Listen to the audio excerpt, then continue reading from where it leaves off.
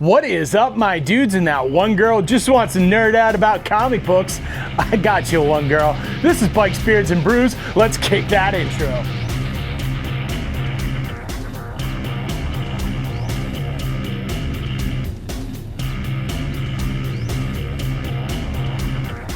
Hey guys, welcome back to the channel. Before we kick this one off, make sure you like, comment, subscribe, hit that bell notification. New videos are coming weekly. Ring that bell, you know when they drop. Let's get the other stuff out of the way. Want to save 10% on a Cardo communicator or save some money on some Beyond Riders gear or some Hogworks gear? Then you should definitely check my referral links down below. Want to support me and all my do-gooderness like these cool guys here? Boom! Then you should become part of the Brew Crew and join the coffee page down below. Want to know why I'm asking you for money? Well, next to those 10,000 Amazon affiliate links that also go to a good cause is a link explaining what I do with your money. Get it, got it, cool, let's move on. All right, guys, so today we are going to be talking about the Harley Davidson Pan America and is it in trouble? Now, right out of the gate, right up front, I've said this in a few other videos, I really like the Pan America. When I took one of these for a ride last year, I honestly thought that it was going to be the bike that I liked the least. It turned out to be the one I thought about the most afterwards. Now, for those of you who may be living under a rock, just a quick recap on this. The Pan America is a fairly new offering from Harley Davidson. Depending on which trim level you get, it ranges anywhere between $20,000 and $30,000. It comes with a 150 horsepower Rev Max liquid cooled engine. It weighs anywhere between 540 pounds and 660 pounds depending on the trim level, and it comes in 3 different models currently for the 2025 year. And again, just to reiterate, I really do like this bike. I want to see this bike for years to come, and I want to see it just grow and get cooler and do other like fun stuff with it. I want to see Harley really invest in this bike. So just to get this started, Harley Davidson and the Marvel Cinematic Universe have had a fairly long relationship. You've seen Harley Davidson motorcycles in Captain America: The First Avenger and movies going forward from there. So they've been around for quite a while, and Harley has been placing different models in there, trying to get some attention to these bikes, which is fully respectable. Lots of products do this. This is called product placement. Everyone does it. It is fully acceptable. We understand that it's a thing. Now, I did mention Captain America: First Avenger. It didn't have any modern Harleys in it, but it did have representation in the form of a 1942 Harley Liberator. Past that, we saw a lot of different models as like the movies went forward. We have seen Captain America over the years ride a Street 750, a Softail Slim, and a Harley Breakout. And we have also seen Black Widow ride a Harley Livewire. In 2025, in just a few months, we're going to be seeing the Winter Soldier riding a Harley Davidson Pan America ST in the new movie, The Thunderbolts, which I think comes out in like July. If you haven't seen the previews for this yet, go watch the Thunderbolts preview because you see the Pan America in there and they make it look damn cool. Let's just be honest here. Now, here is where I get concerned. The Harley Davidson Street 750 and its little brother were discontinued in 2021. The Harley Livewire was spun off into its own company also in 2021, and let's be honest, hasn't been doing as good as expectations when that bike was first released. The Softail Slim disappeared in 2022. We have not seen a new model since. The Harley Breakout still exists. It took a break for about a year. It is back, but let's be honest, it doesn't seem to be one of those bikes that people really think about a lot or purchase a lot. It's one of those bikes that you know it's there, but it doesn't seem to get as much attention as it probably should. Now, with that in mind, the Harley Davidson Pan America has had a fairly rough start, and a lot of that is due to it is very different from what Harley normally offers you.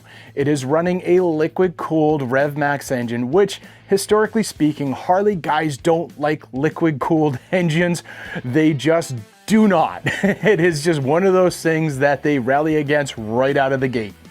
It's also Harley's first and only modern adventure bike, and it has a completely different design language from anything else that Harley is putting out at this moment. Which again, Historically speaking, Harley guys don't like change. They want everything to look the same. Go look into any forum and they're all gonna tell you about how they still want like shovel heads and 88 cubic inch engines going on in their bikes. Whatever, dude, like, you do you, but yeah, that seems to be like the general consensus among like the gray beards and all that stuff. And it's not all about change that's been the issue with the Pan America. It has suffered a few recalls, including an electrical recall that was an issue that people did not like or embrace. Harley has addressed that and they have corrected it, and the newer models have a better electrical system running. And since they've upgraded, I have not heard of any recalls or issues going on. So I think Harley finally like got rid of those gremlins and you have a really good bike being produced at this moment. Now, through all of this, Harley seems to have really doubled down on the Pan America. When it first came out, you had the Pan America and you had the Pan America Special. Now you have three different models. You have the Pan America Special, you have the Pan America ST, and the Pan America CVO. Not only do you have the CVO, but this is actually the second year that they've put out a Pan America CVO. So it seems like they're really going in on this bike, and I'm excited about that. Like I said, I really want to see this bike do well. For those of you not aware of the differences, the Pan America Special and the Pan America CVO are definitely aimed more towards adventure bikes. So this is the type of bike that you would take off-road, maybe loose gravel, up a mountain, whatever, through a river, wherever you're gonna find like a majestic eagle flying behind you and like you're gonna feel all cool and you're cracking open one, making sure that, you know, the Rockies are cold, whatever. And then the Pan America ST is more street orientated. So the tires are different, like the orientation of the bike's a little bit different. Some of the trim is a little bit different. It's just meant to be more of a street bike. And I really dig this version of the Pan America. I like what they did on the CVO. I don't mind the Special. Like, I love having all the luggage and all that stuff, but you can also do that on the ST. It's aftermarket stuff. You can put it on there, no problem. But I really like the way the ST looks. Now here's where we talk about why I think the Pan America is in trouble. Now, putting these bikes into Marvel movies makes perfect sense. There is a lot of money that comes with a Marvel movie in general. Last few years, little questionable, but during the time that you saw these bikes in Marvel movies, it made total sense. The Winter Soldier made $714 million globally. The Avengers: Age of Ultron made over $1.4 billion globally. And Captain America: Civil War made over $1.5 billion globally. Yes, billion with a B. So that is a lot of eyes on your product. And what better way to advertise your product than being the motorcycle that the hero is riding when he's charging in to fight the bad guy and save the day? I mean, most of the time when you see a Harley, it's Captain America riding it. It was actually a little different to have Black Widow on one, but still another hero saving the day. And now Bucky, the Winter Soldier, on his Pan America ST, he is going to be a hero riding in to save the day. So this is a really good image for Harley to be portraying with their bikes. But looking at the history, the question becomes, is this working? Again, you saw that Street 750 a few times, and now the Street lineup is gone. You saw the Live Wire, that is spun off, so in effect, it is gone. You saw the Softail Slim, which is gone. You saw the Breakout, which, let's be honest, you know, Harley doesn't really willingly release numbers of particular models and how much is being sold, but we can kind of like come to the conclusion that the Breakout doesn't do so well.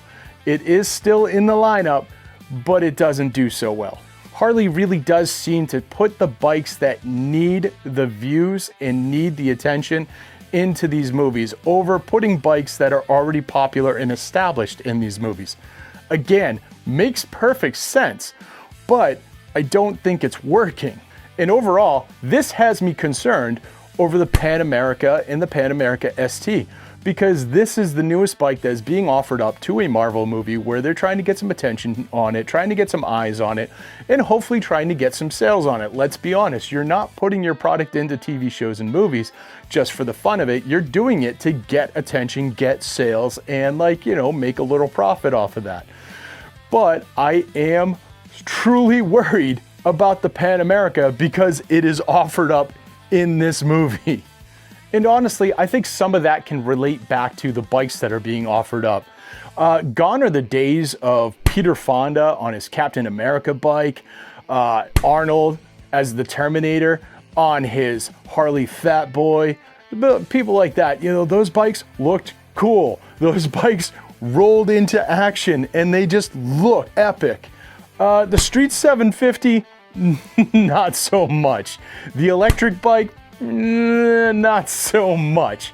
I would say out of all of these, the Breakout probably looks the coolest, and they never really used it for an action scene that I recall, at least. He did ride it, but he didn't ride it in costume going into battle. Same with the Softail Slim. The Softail Slim was like towards the end of the movie where he's riding off into the sunset. But again, when I'm thinking action, explosions, looking like a badass, I'm not thinking Softail Slim. So I think some of that may play into it as well. Personally, for me, like I said, a lot of you are probably thinking Peter Fonda on that Captain America bike. It's iconic. A lot of you are probably thinking Arnold on that Fat Boy. Again, it's iconic. For me, it's always been Mickey Rourke on the Black Death 3 and Harley Davidson in the Marlboro Man. That was the coolest looking bike, and Mickey Rourke was the coolest looking dude when I was a kid on a motorcycle. That made me want to ride a motorcycle. That just looked so badass. I was all for that. So, you know, there's that emotion that, you know, you're trying to evoke with people when you're trying to get them to buy your bike. And I don't think stuff like the Street 750 and the Livewire were really hitting the right chords. Hopefully, the story is different for the Pan America, because again, I want to see the Pan America succeed, but at the same time, I am worried about the Pan America because it's in this movie, looking at the track record of Harley Davidson's in Marvel movies. I don't know, that's what I got. What do you got? Do you think that this is a sign that the Pan America is kind of on its last wheel? Or do you think I'm overreacting and the Pan America is doing fantastic and just happened to end up in this movie? Sound off down below and tell me if the Pan America is something that you could see yourself on. I'd love to hear that as well. And don't forget to like, comment, subscribe, hit that bell notification, share this video with friends, share it with family, share it with that one guy you know in a Pan America, because let's be honest, you only know one guy in a Pan America. He loves this stuff, trust me. And I'll see you all on the flip side.